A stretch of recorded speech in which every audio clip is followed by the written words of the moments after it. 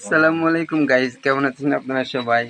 আশা করি অনেক ভালো আছেন। আজ আমি দেখেন রাজহাঁসের মাংস রান্না করতেছি। আমি এখানে শুকনা মরিচ, পেঁয়াজ, রসুন, আদা সব কিছু অ্যাড করছি। বাট এখন আমি এখানে মাংসটা দিয়ে দিচ্ছি।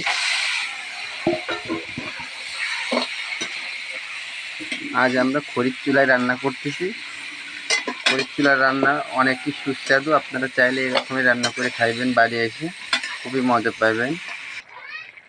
গাইজ, আমার মাংসটা কষানি হয়ে আসছে। আমি কিছু সময় কষায় একেবারে পানিটা শুকিয়ে ফেলবো। তারপরে আমি পরিমাণ মতন পানি দিয়ে এটা রান্না শেষ করব। গাইস দেখেন আমার রান্নাটা হয়ে গেছে। বাট আমি এখন এখানে পরিমাণ মতো পানি অ্যাড করছি।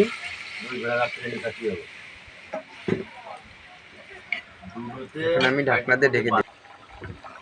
গাইস দেখেন রাজহাঁসের মাংস নারকেলের দুধ দিয়ে রান্না হচ্ছে, খুবই সুস্বাদু। আপনারা একবার খাইলে অনেকটাই খেতে ভালো লাগবে।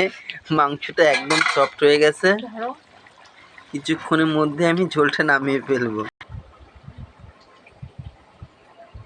গাইস দেখেন আমার রাজহাঁসের মাংস ভুনা হয়ে গেছে। কত সুন্দর হয়েছে কালারটা। আমি একটুকু ঝোল রাখিনি, পুরোটা শুকিয়ে ভাজা ভাজি করছি। খুবই সুস্বাদু। আপনারা এরকমই রান্না করে খাবেন, আমি যেভাবে টিপসটা দেখালাম। গাইস আমার ভিডিওটা যদি ভালো লেগে থাকে অবশ্যই আপনারা লাইক কমেন্ট করবেন। আমি যেন আপনাদের নতুন নতুন ভিডিও আপলোড করতে পারি, সেই জন্য সবাই আমার জন্য দোয়া করবেন। ভালো থাকবেন। আল্লাহ হাফেজ।